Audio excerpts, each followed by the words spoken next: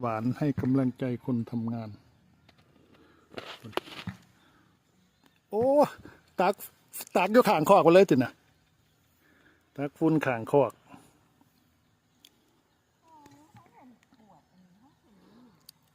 ปวดแขน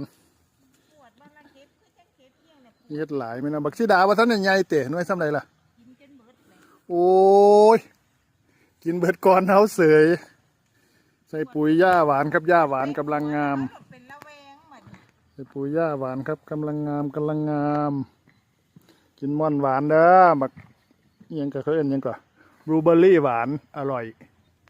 ว่าน้ำดอกไม้เพิ่นไม่เคยเขาจ่องเด้อคุณน่ะน้ำดอกไม้กำลังงามอันนี้ยังก่อนมะม่วงอันนี้กินเบิดละสุกแล้วต้นขี้เล็กก็ได้ต้นหนึ่งโอ้กำลังใหญ่แจ๋วเรียบร้อย